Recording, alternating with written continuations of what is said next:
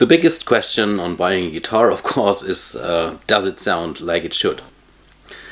So therefore the acoustic checkup is, I would say, the most important thing ever.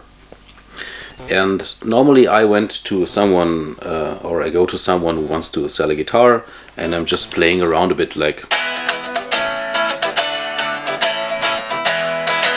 And then I want to decide if this guitar has some special issues, if it has that special tone that I'm looking for, but only noodling around a bit, okay? So you're playing some stupid riffs, only to find out if you have a feeling for this guitar. This is okay, yes, but there's some thing that you do not regard. Let's say, if you really want to find out how the guitar sounds, then to me it doesn't make sense only to noodling around and playing some solos or whatever. Okay, something like this that doesn't make sense to me. What I'm doing is I'm playing a single chord, only a single chord, and then I let the guitar do the job. So I'm listening carefully what the guitar makes with my chord. And then you can regard several things. First of all, does the acoustic tone of the guitar sounds like it should be? So therefore you should hear the character of a Les Paul, of a Stratocaster, of a Telecaster, of a semi-acoustic, whatever. Does it sound like you would expect to do it? Okay? So the acoustic properties of a guitar gives you, to my opinion, a very high idea of what is inside of it. So let it just play a chord, let it ring, and listen carefully to it. I can tell you that I do feel the vibration on the guitar, which is a good sign. I hear that there's a full tone, okay? Do you have the feeling that some of the strings are louder than others?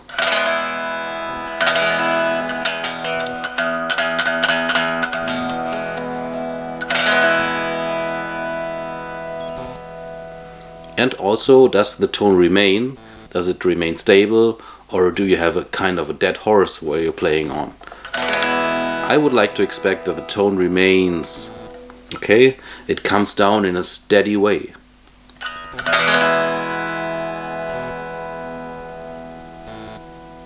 And only by ringing this only single chord I can feel that this tone remains for seconds. And wait, wait, wait. Be patient with it.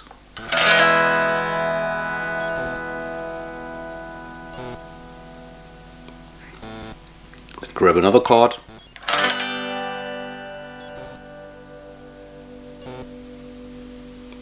And suddenly I hear some kind of vibration in the guitar, which is normal, I think. Not a bad vibration, but I see that there's some sustain in it. Okay, it has some soul. Sometimes I hear some overtones that appear after a while, but you have to listen carefully.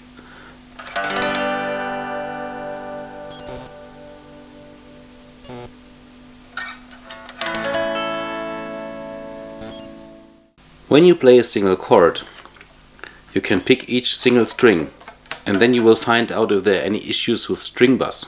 I'll give you an example. If you play the whole chord, you maybe would not really hear it, because the bass only appears during the first couple of seconds, because then the string vibrates the most, and that makes the reason why this string hammers on the next fret, which causes the string bass. So what you can do is you can pick each single string, and I've chosen this chord because here you can hear there's a problem with the string bass, so I have to care for this.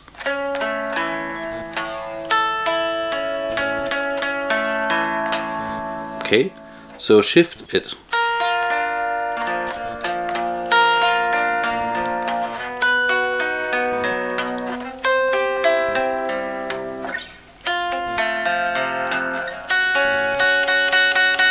You can see another problem.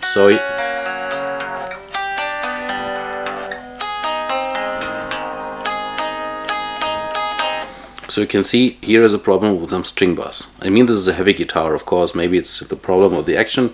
I can set this strings a bit higher, then probably the problem would be gone. When you shift a chord over the fretboard, you can decide if this fret buzz appears only in one single fret, because here you can see on this fret here, this is a problem with the fret itself, or let's say with the next fret. Okay, so this is a problem with the fret, but if you move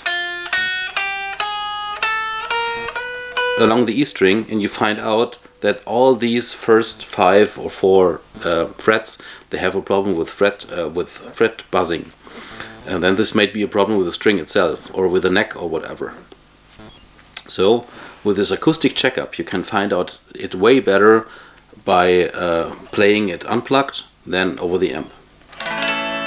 Okay, so you can feel about how the guitar reacts on your playing, how it sounds, if there is any sustain in it, does it vibrate in a certain way. I do feel this way much better while playing on an amp. What I'm doing with each and every guitar is an acoustic checkup while pressing my ear here on the top of the neck, not on the neck, sorry, on the body.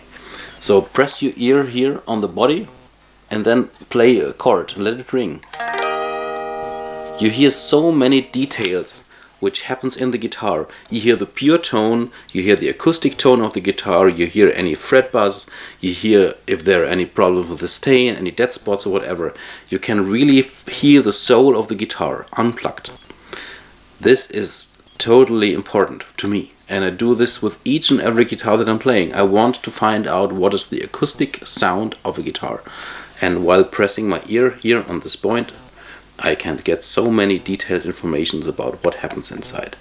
Is this the sound that you like? Is it the sound that you expect? And on these details I can get so many informations that are totally helpful to decide, is this my new dream guitar or not?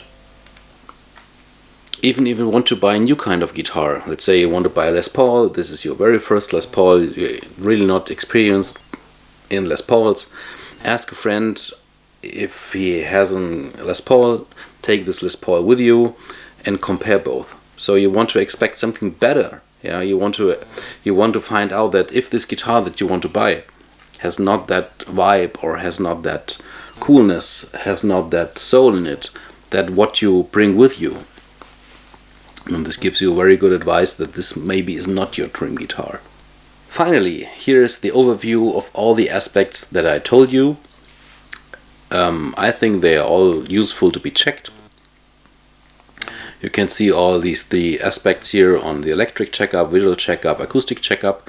Even if you remind that there are 3 kind of checkups that you should do separately, I think you're winning a lot, because very often you can see that a deal only happens within 2 minutes. You're quickly checking guitar and you really do not know what to do. And with this checklist here you can do it step by step by step, finding out if this guitar is useful for you or not. Thanks for watching, leave a like, and see you next time.